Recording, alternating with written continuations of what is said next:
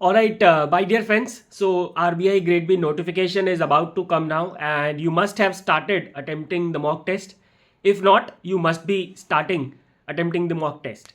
Now, a lot of students ask this question that okay, we are attempting the mock test, but we do not know how to analyze the mock test.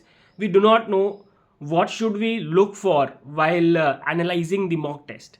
And let me tell you, my dear friends, that analyzing the mock test is more important than attempting the mock test, because if you are not analyzing it, how will you be able to check your progress? आपको कैसे समझ में आएगा कि आपकी कहाँ गलती हो रही है और कैसे आप improve कर पाओगे? So today in this video I am going to share some of the pointers that you need to check while analyzing the mock test. आपको समझ में आ जाएगा कि आपको क्या क्या चीज़ें देखनी होती हैं while analyzing the mock test, और बिल्कुल छोटे छोटे पॉइंटर से लेट्स स्टार्ट। सबसे पहले योर एंटायर मॉक टेस्ट, जो भी आपने मॉक टेस्ट दिया होगा, it will be divided into 2 parts. All your answers, not answered and answered. ठीक है, पहले वो होंगे जो कि आपने आंसर नहीं किए होंगे, और दूसरे वो होंगे जो कि आपने आंसर किए होंगे। Let's talk about the first category, that is not answered. पहले उनकी बात करते हैं, उन क्वेश्चंस की बात करते हैं जो आपने आंसर नहीं किया है। तो जब हम आंसर नहीं करते हैं तो उसके 2 रीजंस होते हैं। पहला रीज़न है कि आपको पता ही नहीं था कि उसका क्या आंसर है, और इसलिए आपने उसको आंसर नहीं किया। ठीक है, दैट इज फाइन। ठीक है, अब इस केस में आपको क्या करना है?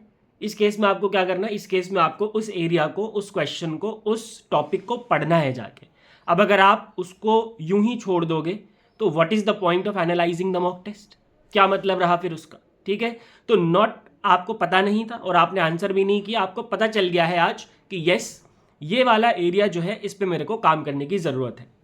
ठीक है, दूसरा, आपको पता था लेकिन आपने आंसर नहीं किया। ऐसा होता है ना एग्जामिनेशन में, आपके साथ भी हुआ होगा कि जब हम बाहर से निकलते हैं तो कहते हैं अरे यार शिट, ये क्वेश्चन तो मेरे को आता था, है ना, but due to exam stress, exam pressure, वो हम भूल जाते हैं, या फिर अपनी स्टुपिडिटी कह लो, स्टुपिडिटी की वजह से वो हमारा आंसर अटेम्प्ट नहीं हो पाता।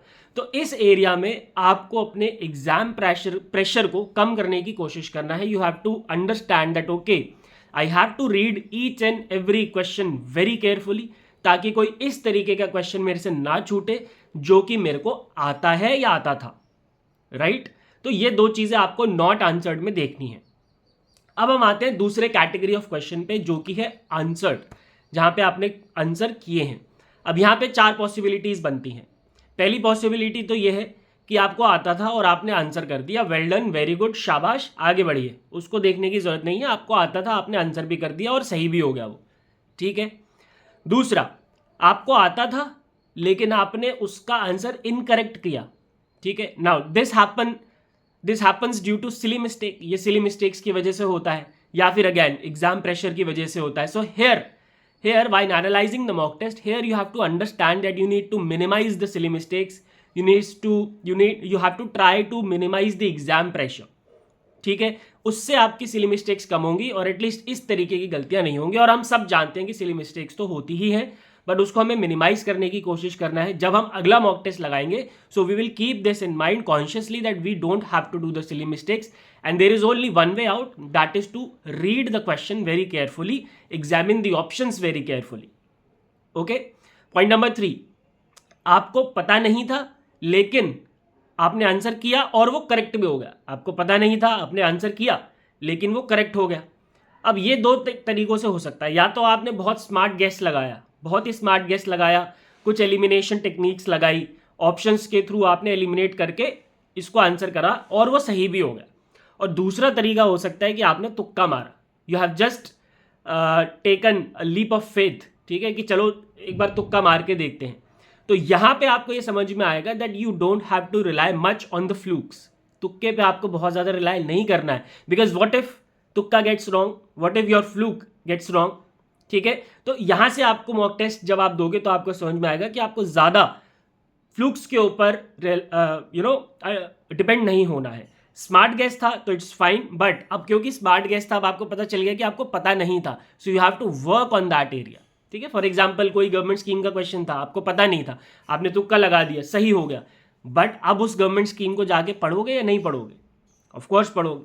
और चौथा, आपको पता भी नहीं था और वो इनकरेक्ट भी हो गया, भाई साहब ये तो बेवकूफ़ी है, ठीक है। अगर आपको नहीं पता था and still you are answering that question and वो इनकरेक्ट हो गया, तो भाई साहब ये आपकी बेवकूफ़ी की वजह से हुआ, आपको ये नहीं करना चाहिए था, ठीक है। तो यहाँ पे आपको ध्यान रखना है while analysing the mock test कि इस तरीके की गलतियों से आपको बचना है। तो ये छः पॉइंटर्स हमने डिस्कस करे हैं जो कि आपको चेक करने हैं while analysing the mock test. अगर इन 6 पॉइंटर्स को आप चेक करते हो while analysing the mock test, you are going in the right direction and you just don't have to check these pointers, you have to work upon that as well. ऐसा नहीं है कि check करके छोड़ दिया, हाँ ये आंसर नहीं आता था, ये आंसर आता था, चेक करके छोड़ दिया तो कोई पॉइंट नहीं है माय डियर फ्रेंड्स उसका, आपको उसके ऊपर काम भी करना पड़ेगा।